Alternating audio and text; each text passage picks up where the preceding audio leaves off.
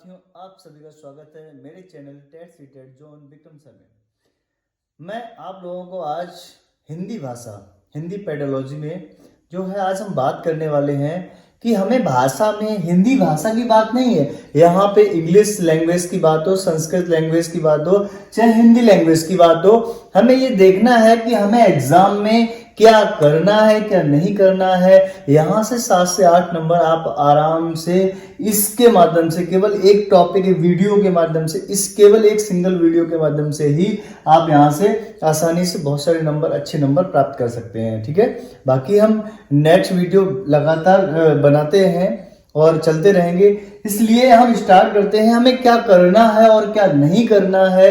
ये बहुत इंपॉर्टेंट चीज है, क्योंकि जब तक विद्यार्थी को, स्टूडेंट को ये नहीं पता होगा कि लैंग्वेज में हमें किस तरीके से पेपर में ऑप्शन में कैसे चूज करना है, किन चीजों को छोड़ना है, किन चीजों को ऑप्शन में, किन चीजों पे ऑब्जर्वेशन करना है, किन चीजों को ध्यान रखना है, ये चीजें बहुत इंपॉर्टेंट होती हैं। चलिए हम बात करते हैं। सबसे पहले बात करते हैं कि डोंट डू, क्या करना है एग्जाम में, और डू क्या नहीं करना है, और क्या डू माने करना है। ठीक है, हम क्या एग्जाम में किन चीजों को इग्नोर करें या किन चीजों पे फोकस करें। ठीक है, ऑप्शन में। चलिए हम बात करते हैं। सबसे पहली बात आती है एग्जाम की। एग्जाम की बात है, एग्जाम का प्रेशर, भाषा की क्लास है और हम बात कर रहे हैं हिंदी पेडोलॉजी, हिंदी लैंग्वेज। यहां पर हम जो बात करेंगे वो लैंग्वेज की बात करेंगे। लैंग्वेज मतलब भाषा की बात करेंगे। ठीक है, और भाषा में, भाषा के माध्यम से इन पॉइंटों को पे आपको ध्यान रखना पड़ेगा, चाहे हिंदी भाषा की बात हो, चाहे इंग्लिश भाषा की बात हो, चाहे संस्कृत भाषा की बात हो।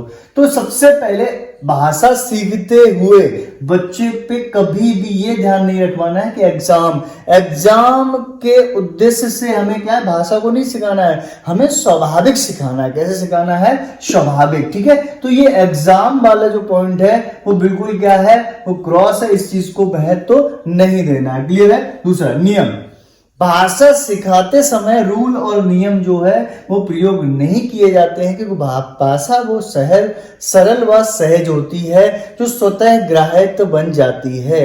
बच्चा जब छोटा होता है, अपने परिवार में होता है, अपने घर में होता है, तो आपने देखा होगा बिना रूल के, बिना कुछ सोचे अनुकरण करता है और वो भाषा को धीरे धीरे ग्राह्य करता है, मतलब सीखता है। इसलिए क्या है, नियम और रूल जो है भाषा की क्लास में नहीं चल पाते हैं। तीसरा है कंठस्थीकरण, मतलब रटना।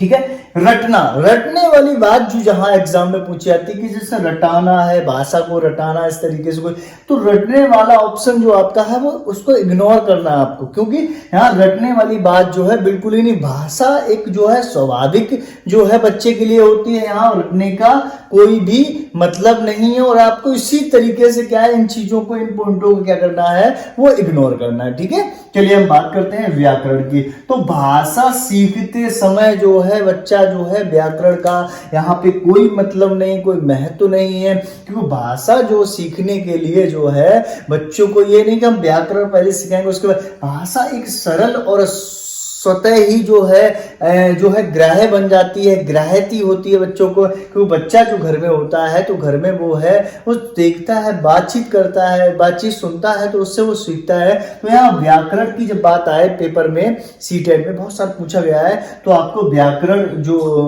बात ऑप्शन में आए तो उसको आपको क्या करना है, वो इग्नोर करना है। चलिए हम बात करते हैं, हम करते हैं भाषा याद। जैसे कहते हैं कई पॉइंट होता है, इस ऑप्शन बनता है कि भाषा को याद कराना इस तरीके से, तो आपको लगता है कि भाषा याद कराने से क्या मतलब बच्चा भाषा में अच्छा होगा। क्यों? हमें बच्चे को क्या बनाना है, बच्चे को भाषा में क्या बनाना है, हमें मतलब विकास करना है, भाषा, बच्चे का विकास हो, भाषा जो है वो अच्छी हो बच्चे की।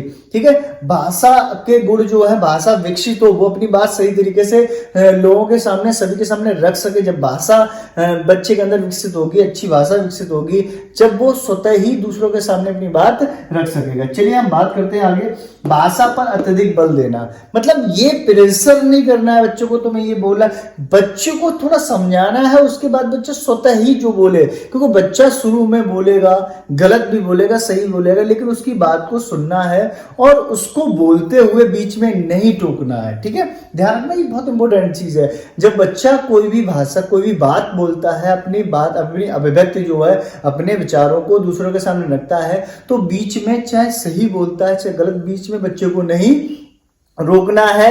उसकी बात को कंप्लीट होने के बाद, उसकी बात जब कंप्लीट हो जाए उसके बाद जो है उसमें त्रुटियां हैं उसके बारे में बाद में बताना है। क्योंकि बीच में अगर आप बच्चे को रोक दोगे, उसकी बात जो बोल रहा है उसको रोक दोगे, तो उसकी भाषा का जो फ्लो है, बोलने का फ्लो है, क्योंकि हमें ये बच्चों के विचार जो है हो सकता है, क्योंकि शुरुआत में क्या है आपने देखा है ऐसा कोई नहीं, सबसे पहले एकदम स्टार्टिंग से तो कोई नहीं दौड़ने लगा, सबसे पहले घुटुअन चला, उसके बाद खड़ा हुआ, उसके बाद चलना सीखा। इस तरीके से ही भाषा का होता है। हो सकता है गलती बीच बीच में होगी, लेकिन उसको मौका दीजिए, ठीक है, किसके बोलने के लिए। तो यहाँ पर क्या है, भाषा पर अत्यधिक बल नहीं दिया जाना चाहिए, सही गलत जो भी है तो इसको भी आपको क्या करना है, इग्नोर करना है। आगे है एग्जाम टॉपर। ऐसा नहीं बोलना है कि आप भाषा सीखोगे एग्जाम को टॉपर बनाने के उद्देश्य से, ये नहीं है। उसको क्या है, उसको जीवन में भावी जीवन के भावी जीवन को महत्वपूर्ण बनाने के लिए, क्योंकि जीवन में भाषा का बहुत बड़ा महत्व होता है। ये बच्चे क्यों हमें सिखाना है, ना कि एग्जाम के उद्देश्य से उसको आगे बढ़ाना है। क्लियर है। तो इन दोस्तों इन पॉइंटों को जो है आपको क्या करना है, ध्यान रखना है, इग्नोर करना है, डोंट डू, ठीक है, इनको नहीं करना है। इन चीजों को क्या है, आपको ऑप्शन में बहुत सारी चीजें हैं। आज हम बहुत ही इंपॉर्टेंट आपको इसीलिए विश्लेषण, एक नए तरीके से विश्लेषण किया है हमने भाषा को, क्योंकि मुझे ये पता था कि क्या चीजें करनी, जब हम दोनों नेगेटिव और पॉजिटिव पहलू लेके चलेंगे तो वहां पे क्या है हम बहुत अच्छा स्कोर कर सकते हैं। इसीलिए हमने जो है आज आपको नेगेटिव और पॉजिटिव दोनों लेके चले हैं, ठीक है। डोंट डू और डू, क्या कर सकते हैं हम, क्या नहीं कर सकते हैं, ठीक है। चलिए हम बात करते हैं क्या करना है।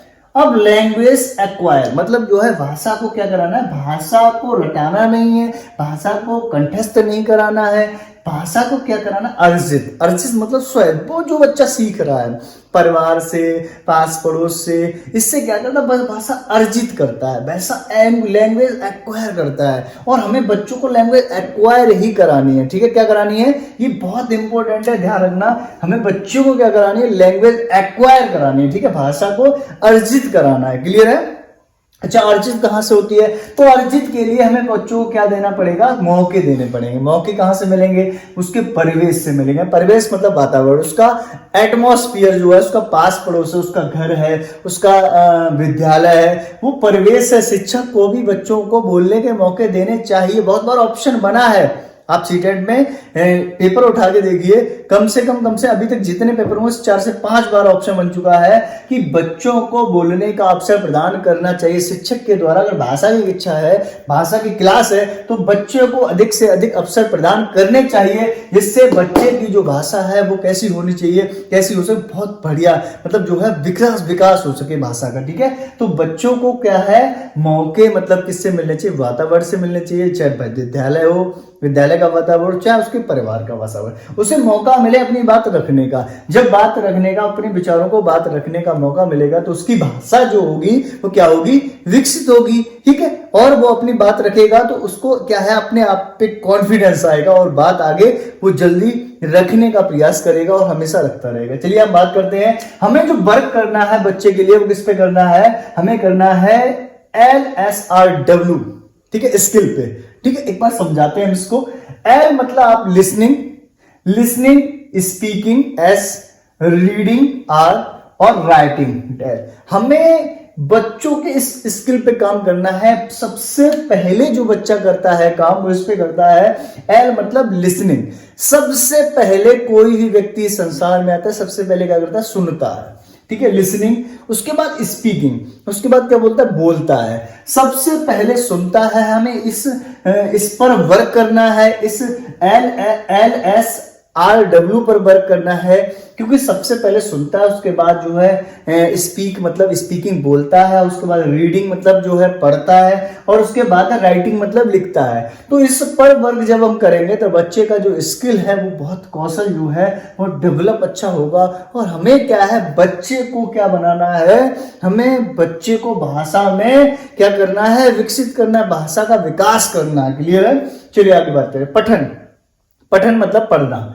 ये पढ़ना जो है, जब पढ़ना है मतलब रीडिंग है, पठन है, तो आपका जो कैसा होना चाहिए, किस प्रकार से पठन का मतलब ये नहीं पढ़ता जा रहा उसे कोई मतलब पढ़ने का मतलब पढ़ने से नहीं, पढ़ने का मतलब अर्थ ग्रहण से होना चाहिए। ये बात ऑप्शन में भी बन चुका है, क्वेश्चन काफी बार पूछा गया है कि जो पठन है पढ़ने का जो मतलब होना चाहिए वो इससे होना चाहिए, अर्थ ग्रहण से होना चाहिए। क्लियर है ना?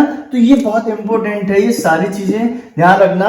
पढ़ने का जो मतलब होना चाहिए, पठन होना चाहिए, पढ़ने का उद्देश्य होना चाहिए वो किससे होना चाहिए, अर्थ ग्रहण से होना चाहिए। ठीक है, आगे बात करते हैं। इसके बाद कहते हैं सृजनात्मक सोच। ये बहुत इंपॉर्टेंट पॉइंट है। सृजनात्मक सोच का मतलब क्या है? सृजनात्मक सोच ये है जब बच्चा जो है जब अर्थ ग्रहण साध के पढ़ेगा तो उसके दिमाग में क्रिएटिव सोच का डेवलपमेंट होगा, विकास होगा। क्योंकि जब क्रिएटिव बच्चा कब बनेगा, जब वो अर्थ मतलब उस चीजों को समझेगा तो उसने बहुत सारे प्रश्न होंगे, वो क्रिएटिव होगा, सृजनात्मक सोच होगी। और बहुत सारे प्रश्न जो है वो शिक्षक से भी करेगा और अपने माता पिता से भी करेगा और अपने परिवेश के वातावरण के अन्य सदस्यों से भी पूछ सकता है कि ऐसा है तो ऐसा क्यों नहीं है। इसीलिए क्रिएटिव सोच का विकास होगा और जितने बच्चे के प्रश्न होंगे, जितने प्रश्न करेगा उससे ही भाषा का और अधिक ज्यादा प्रश्न होंगे तो ज्यादा वो पूछेगा, ज्यादा ही भाषा का विकास होगा। इसलिए जो है सृजनात्मक सोच का भी ये पॉइंट बहुत इंपॉर्टेंट है। चलिए हम आगे इस पे बात करते हैं, थोड़ा और पॉइंट जोड़ते हैं इसमें, तो इसको साफ करते हैं। ये आपने पढ़ा डोंट डू और डू, क्या करना है क्या नहीं करना है, इस पर आपने इसको बहुत ध्यान से सुनिएगा। आगे हम बात करते हैं इस पे, हम आगे बात करते हैं तो आगे हम बात करते हैं मातृभाषा पे। ये बहुत ही इंपॉर्टेंट है, इसीलिए हमने यहाँ पे हम जोड़ देते हैं आपका इस वाले पॉइंट को, मातृभाषा। तो सबसे पहले अगर बात करें विद्यालय में, जब बच्चा विद्यालय में आता है, बच्चा स्कूल में आता है, विद्यालय में जब बच्चा आता है तो सबसे पहले जो शिक्षक है, जो टीचर को क्या है, मातृभाषा में जो है अध्यापन कार्य कराना चाहिए। किसमें कराना चाहिए? मातृभाषा। ठीक है, बच्चे को मातृभाषा में जो है अध्यापन कार्य कराएगा। जब मातृभाषा में सिखाएगा तो बच्चा बहुत आसानी से सीख सकता है। तो यह बहुत बार क्वेश्चन बन चुका है कि प्राथमिक कक्षाओं में भाषा जो है वो कैसी होनी चाहिए, मातृभाषा होनी चाहिए। ठीक है, और जिससे बच्चा जो है स्वयं जल्दी सीखेगा तो भाषा का जल्दी विकास होगा। चलिए आगे हम बात करते हैं। इसी में एक क्वेश्चन बना है, वो बहुत इंपॉर्टेंट क्वेश्चन है, तो इस पे हम बात करेंगे। क्वेश्चन बना है कि मातृभाषा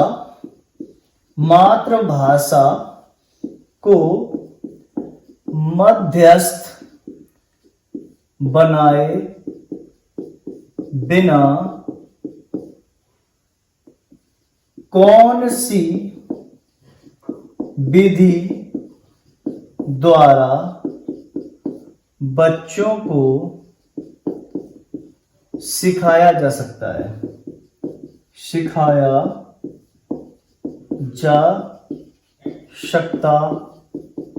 ठीक है। आपने क्वेश्चन एक बार पढ़िए, मातृभाषा को मध्यस्थ बनाए बिना कौन सी विधि द्वारा बच्चों को सिखाया जा सकता है। थोड़ा आप समझिए, मान लीजिए एक स्कूल है, इस स्कूल में जो एक अध्यापक है, ये अध्यापक है पूर्वांचल का। कहाँ का है? पूर्वांचल का। और इसकी जो भाषा होगी वो कहाँ की होगी?